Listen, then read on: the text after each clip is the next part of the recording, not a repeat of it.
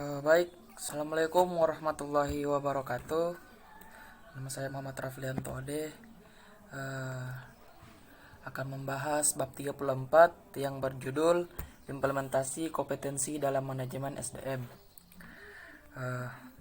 Sebelumnya terima kasih kepada seluruh kawan-kawan yang telah menyaksikan video saya yang akan memaparkan materi ini. Baik, saya akan mulai dari A. Perencanaan SDM dengan pendekatan kompetensi. Perencanaan ini tidak hanya memfokuskan perhatian pada aspek kualitas, tetapi juga aspek kualitas dan kompetensi yang harus dimiliki.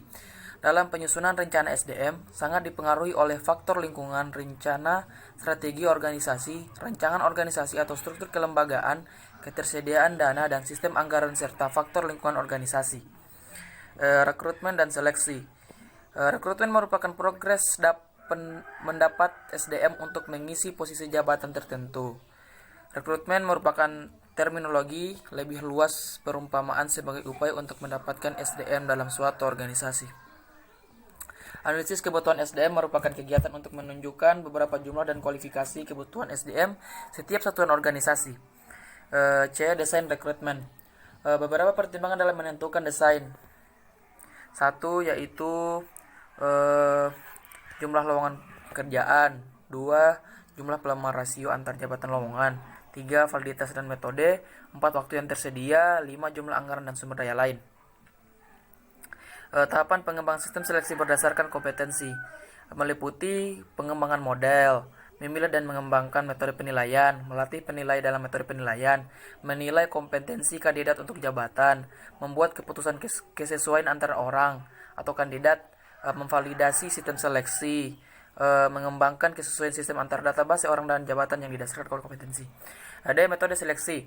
Penilaian kompetensi seseorang dapat dilaksanakan dan berbagai metode dapat dilihat dari daftar sebagai metode penilaian kompetensi beserta urutan koefisien korelasi validitas terhadap kinerja. Model tes seleksi dalam menggunakan alternatif seleksi administrasi tertulis, yaitu pengetahuan, tes IQ, tes psikolog, tes bakat skolastik, tes kepribadian, tes kompetensi, praktik lapangan, assessment center, wawancara, dan lain-lain. Pelatihan dan pengembangan SDM. Pelatihan merupakan usaha yang direncanakan oleh perusahaan atau organisasi untuk memfasilitasi pembelajaran kompetensi pegawai yang berhubungan dengan pekerjaan. Kompetensi meliputi pengerahan, keterampilan, dan perilaku yang dianggap penting, berpengaruh langsung terhadap kinerja pegawai. Tujuan utama pelatihan agar pengetahuan, keterampilan, perilaku dapat ditetapkan dalam aktivitas sehari-hari dalam lingkungan kerja. Training Net Assessment merupakan kegiatan analisis yang dilakukan oleh programmer pelatih dalam memahami program iklim, kinerja organisasi dan individu atau teknologi baru yang berkaitan dengan kemampuan SDM serta menyusun kebutuhan pelatihan. Terkait dengan program kinerja dalam suatu organisasi, berikut adalah telaah sumber penyebab tidak efektifnya kinerja pegawai yang mencakup beberapa aspek. Aspek praktik dan kebijakan organisasi meliputi penempatan pegawai yang tidak tepat, ketidaktepatan pelatihan kerja, ketidaktepatan praktik pegawai, kebijakan standar pekerjaan yang tidak tepat, pelatihan terhadap kebutuhan pegawai kurang, tidak jelasnya hubungan kerja, serta belum jelasnya job description.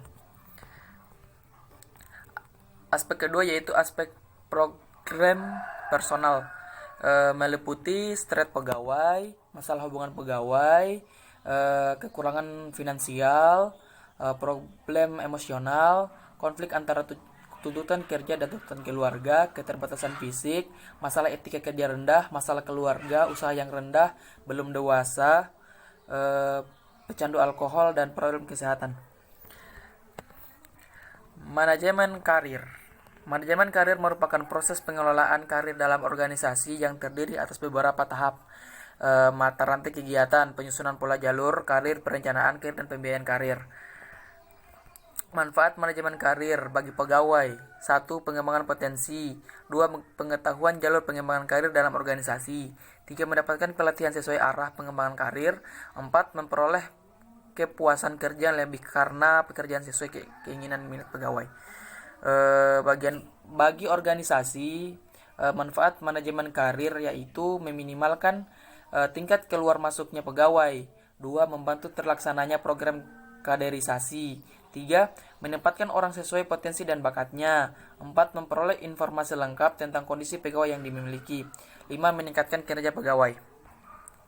G. Evaluasi kinerja. Evaluasi kinerja merupakan salah satu tahapan dan manajemen kinerja. Tahapan ini merupakan rangkaian dalam penilaian kinerja individu, yaitu untuk mengetahui sejauh mana kontribusi individu SDM terhadap organisasi. Penilaian prestasi kinerja proses meliputi 1. Penetapan standar prestasi kinerja. 2. Penilaian prestasi kerja aktual. 3. Memberikan umpan balik kepada pegawai dengan tujuan memotivasi. Manajemen kinerja memiliki tujuan fundamental, yaitu mencapai tingkat kinerja SDM organisasi yang tinggi dan terus-menerus. 2. Mengembangkan sepenuhnya kapasitas dan potensi orang. 3. Menciptakan lingkungan agar potensi tersembunyi pegawai dapat direalisasikan. 4. Memperkuat atau mengubah budaya organisasi. Sekian dari apa yang saya jelaskan. Jika kurang dan lebihnya mohon dimaafkan. Wabillahi taufiq wal hidayah. Wassalamualaikum warahmatullahi wabarakatuh.